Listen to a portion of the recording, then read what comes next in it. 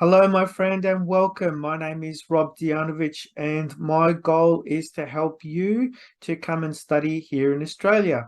In today's video, what I thought I'd do is talk about accommodation. In a recent discussion I had with a potential student, they asked me if I could provide some more information in reference to how does the accommodation situation work here in Australia. So in today's video, I'm going to talk about the different accommodation options, what the general costs are, what your rights are when it comes to accommodation, and where you can find out further information as well. So let's get started. You have 6 different accommodation options when you are in Australia. This includes homestay, host and guest house accommodation, rental property, on-campus housing, residential college accommodation, and apartment accommodation. So let's take a closer look in more detail of each. Single or shared rooms are generally available and costs vary by type of room, but they are usually between 150 and 350 Australian dollars per week. Although meals are generally covered under the cost, self-catered homestay is also available. As a registered homestay agent myself, I can assist you to find a family to live with if this is something that you would prefer to explore. Otherwise, as option 2, you may choose hostel and guest house accommodation. Some international students may choose to stay in hostels or guest house accommodations. Kitchen and bathroom facilities are shared, and students cook for themselves in this type of accommodation. At around 120 to 180 Australian dollars a week, this accommodation tends to be cheaper than university or homestay accommodation. They also provide a valuable opportunity for social interaction amongst other international students from all over the world. Option 3 is living in a rental property. Many students in Australia choose to share the costs of a rental property with several housemates if they do not have family in Australia to share with. Students who choose this type of housing may either move into a pre-established household or they may set up a household with friends. In other cases, a student may rent their own property depending on their financial circumstances. Students generally have to provide some or all of the household's furniture as rental properties are rarely furnished here in Australia. Rental accommodation generally costs around 300 to 500 Australian dollars per week, and it might be better to share. Shared rental accommodation costs around 150 to 350 Australian dollars per week, depending on the location. The closer you are to the city centre, the higher the cost may be. The reason for this is due to the convenience of having shops and transportation close by.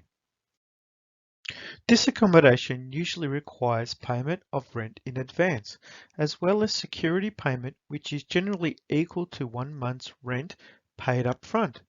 We refer to this as a bond payment. The reason for the bond payment is to ensure that you, as the tenant, look after the property while you are using it, and if there are any damages, the money can be given to the landlord to make any particular repairs required. When it comes to rental accommodation, one thing I do want to point out is that you have rights. Doesn't matter what type of accommodation that you undertake, it's important for you to know where to go if you feel like your rental rights have been breached, irregardless of the accommodation type that you may have. So on my screen, what I'm going to do is show you a number of different websites, and I'm going to share them in the link below, of where you can go to get more information about your rights when it comes to renting some form of property here in Australia. If you're not familiar with Australia, there are actually 8 different states and territories combined that make up the country.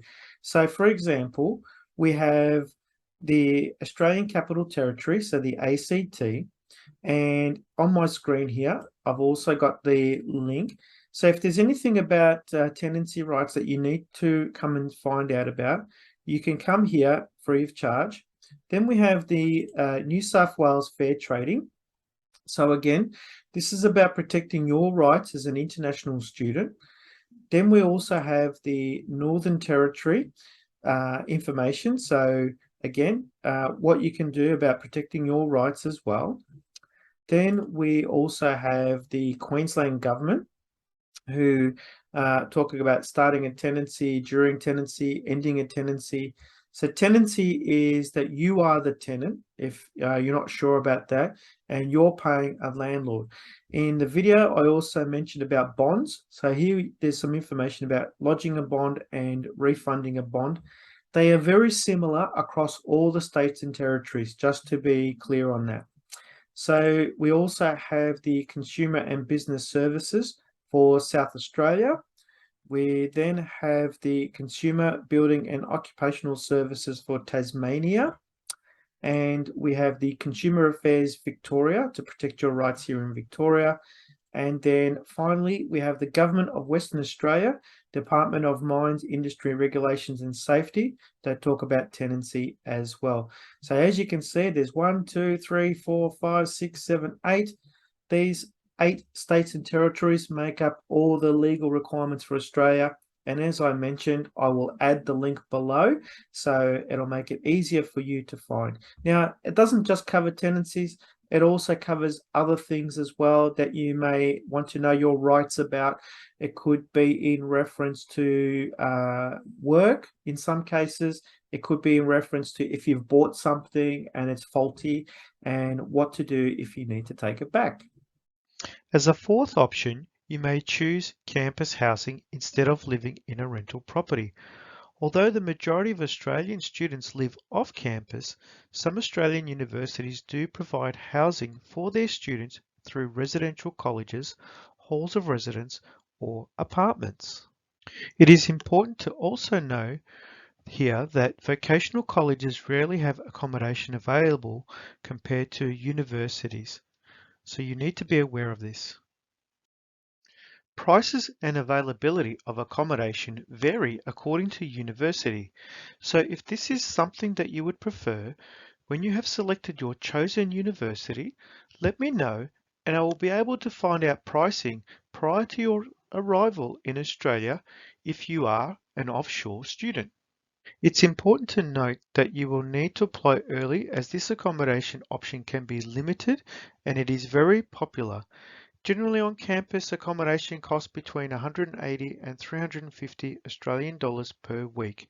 So you need to weigh that up as part of your budget when you're looking to understand what is the best possible accommodation option for yourself. Option 5 is residential college.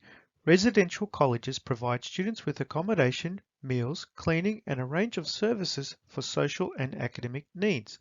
Because of the wide range of services offered, they are generally more expensive than halls of residence, which also offer accommodation but with fewer added services than residential colleges.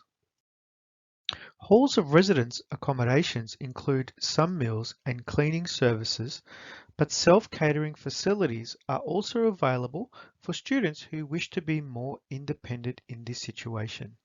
A final option is an apartment. Some universities offer apartments either on or close to campus for their students to rent. Under this accommodation, students have security of university-provided housing, as well as the independence of fully self-catering living. There is a wide range of accommodation options available to students in Australia, so students should put thought into choosing the option that best fits their needs. On average, 90 to 100% of students in Australia live off campus, so there are plenty of off-campus housing options from which to choose. However, this also means that the demand for housing is high, particularly housing situated close to campus. If you are offshore living outside of Australia, I highly encourage you to arrive in Australia at least 2 to 3 weeks before you start your institution's orientation so that you can get yourself settled before classes begin. If you have enjoyed this video today, please don't forget to give me a like, and also please subscribe so you can keep up to date with things that are coming up on the videos. And also, don't forget to provide a comment if there is something that you would like to know about coming to live and study in Australia, as I'm more than happy to review those and look at seeing how I can help you in the future with answering your questions. As my goal is to try to understand how I can best serve you as a potential client of mine to study here in Australia. Don't forget as well, I also offer a 1 hour free booking consultation. Please check the link down below. And also you'll find all the other links in reference to your rental rights in Australia for the different states. And I'll see you in the next video.